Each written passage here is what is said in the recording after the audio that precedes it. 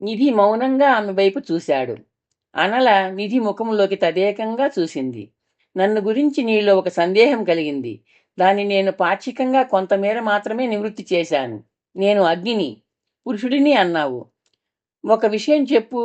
నన్ను నువ్వు ఏ రూపంలో చూశావు మొట్టమొదట? మంట రూపంలో. నిధి క్షణం పాటు ఆలోచించి అన్నాడు. మంట అంటే జ్వాల. జ్వాల విజృంభిస్తే విజృంభించింది అంటారా, విజృంభించాడు అంటావా?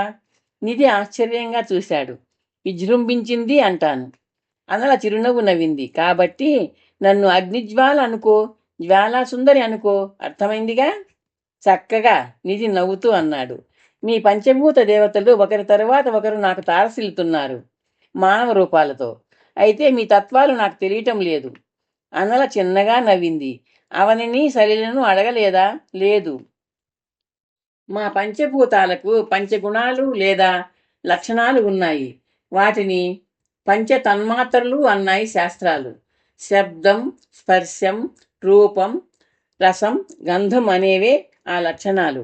శబ్దం పంచభూతాలలో ఐదవది ఆయన ఆకాశానికి సంబంధించింది. స్పర్శం నాలుగవదైన వాయువుకు సంబంధించింది. రూపం మూడవదైన తేజస్సుకు అంటే అగ్నికి సంబంధించింది. రసం రెండవదైన జలానికి సంబంధించింది. గంధం అంటే వాసన మొదటిదైన పృథ్వీకి భూమికి సంబంధించింది. మా పంచభూతాల తన్మాత్రలకు పంచ జ్ఞానేంద్రియాలకు సంబంధం ఉంది అన్నట్టు పంచ జ్ఞానేంద్రియాలంటే తెలుసుగా? నిధి చిరునవ్వు నవ్వాడు. తెలుసు, విన్నాను. త్వక్కు, చక్షువు, శ్రోత్రం, జిహ్వ, ఘ్రాణం అంటే చర్మం, నేత్రేంద్రియమైన కన్ను, శ్రవణేంద్రియమైన చెవి, నాలుక, ఘ్రాణేంద్రియమైన ముక్కు. ఇప్పుడు చెబుతాను విను, అనల అంది. పంచభూతాలలో మొదటిది పృథ్వీ అంటే భూమి కదా. భూమి 5 ఇంద్రియాల అనుభవాలను అందుతుంది. నీరు 4 ఇంద్రియాల అనుభవాలను మాత్రమే అందుంది. నీ త్వక్ ఇంద్రియం అంటే చర్మం స్పృశించగలదు.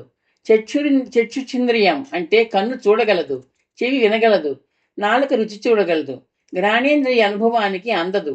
ఇంకా తేజస్సు అంటే అగ్ని అంటే నా మౌలిక రూపం. 3 ఇంద్రియాలు అనుభవానికి మాత్రమే అందుతుంది. తేజస్సును చర్మం సృజించగలదు, నేత్రం చూడగలదు, చెవి వినగలదు, అంతే.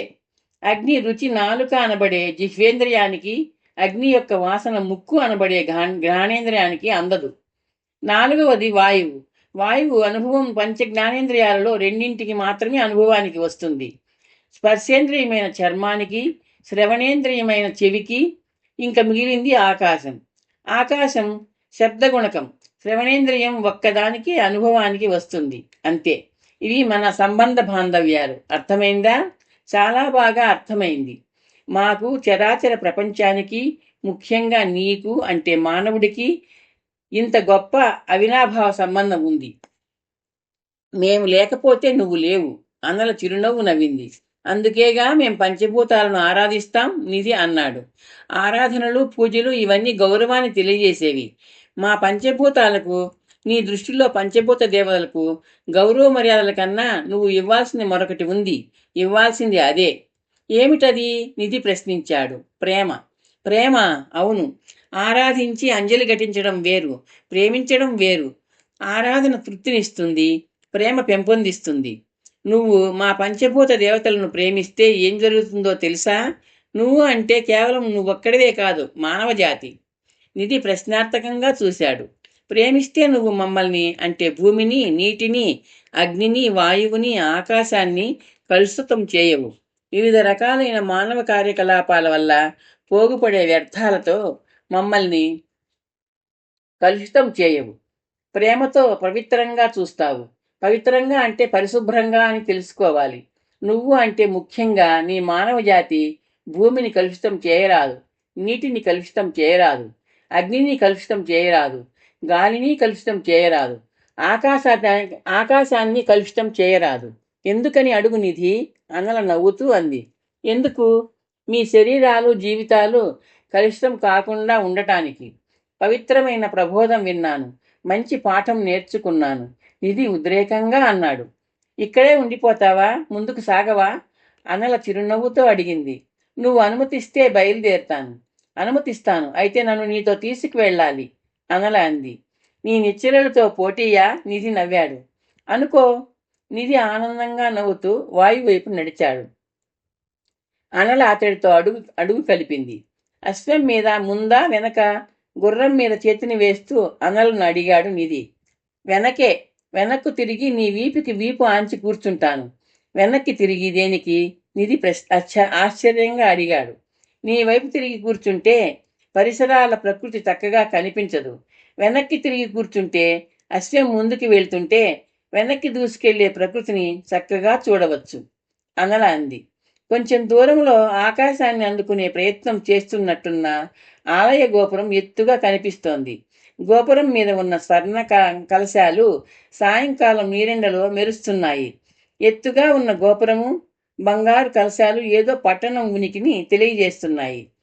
తను రాత్రి వీడిది. నిధి గుర్రం వేగాన్ని కొద్దిగా నియంత్రించాడు. ప్రకృతి దృశ్యాలను ఆస్వాదించాలన్న అనల ఎప్పుడో నిద్రలోకి జారుకుంది. తన వీపు మీదికి బరువుగా వాలిన ఆమె వీపు ఆమె నిద్ర గురించి తనకు తెలియజేస్తోంది. అనలా నీటి తల కొద్దిగా ప్రక్కకు తిప్పి పిలిచాడు. రెండో పిలుపు ఆమెకు నిద్రాభంగం కలిగించి, ఇదేమిటి ఇలా నిద్రపోయాను? అనల ఒకసారి ఆవులించి అంది. నిధి చిన్నగా నవ్వాడు. మీ పంచభూతాల కలయికతో ఏర్పడే శరీరాలకు నిత్య జాగరూకత ఉండదు. మెలకువ, నిద్ర, ఆనంద, ఆవేదన, సుఖం, కష్టం, నవ్వు, ఏడుపు ఇలాంటివన్నీ సహజంగా సంక్రమిస్తాయి. ఆకలి దప్పులు కూడా. నిజమే, మధ్యాహ్నం పళ్ళు తిన్నామా, ఇప్పుడు మళ్ళీ ఏదైనా తినాలని, త్రాగాలని అనిపిస్తోంది. ఏదో జనావాసాన్ని సమీపిస్తున్నాం. అక్కడ ఆహారం పుష్కలంగా దొరుకుతుంది. నిద్రపోవటానికి విడిది దొరుకుతుంది. నిధి అన్నాడు. మనం ఎడముఖం పెడముఖంగా గుర్రం మీద కూర్చుని వెళ్తే జనం విచిత్రంగా చూస్తారు. మనల్ని పిచ్చివాళ్లుగా భావిస్తారు. నువ్వు ఇటు తిరిగి కూర్చో. నేను దిగి అశ్వాన్ని నడుస్తాను. కాసేపు నడవాలనిపిస్తోంది. నిధి గుర్రాన్ని ఆపి క్రిందికి చూశాడు. అలసటను అనలను చేతి సహాయంతో ముందుకు తిప్పాడు. వాయు నిధి వెంట ముందుకు కదిలింది. గాలి అనల రాగి రంగు శిరోజాలతో ఆడుకుంటోంది. కొన్ని నిమిషాల ప్రయాణం వాళ్ళని ఎత్తుగా ఉన్న కోట వద్దకు చేర్చింది. నీళ్లతో నిండిన వెడల్పాటి అగర్త కోట చుట్టూ ఉంది. గుర్రాలు, రథాలు, ఎడ్లబండ్లు ద్వారం గుండా కోట లోపలికి వెళ్తున్నాయి. అగర్త మీద వెడల్పాటి వంతెన ఉంది. పాదచారులు పొలాల నుండి గృహాలకు వెళ్తున్నారు. ప్రవేశ ద్వారం వద్ద కాపలా ఉన్న భటులు సుంకం అడుగుతారేమో అనుకున్నాడు నిధి. అయితే భటులు వాళ్లను ఆపలేదు, సుంకం అడగలేదు. కోటలోనికి వెళ్తున్న భటుల దృష్టి అనల శిరోజాల మీద, గుర్రం తోక మీద ఉన్నాయి. కొత్తగా ఉన్నారు. ఏ ఊరు? గుర్రం మీద కూర్చున్న వ్యక్తి నిధి గుర్రాన్ని సమీపిస్తూ అడిగాడు. వరాహసాగరం. నిధి తడుముకోకుండా అన్నాడు.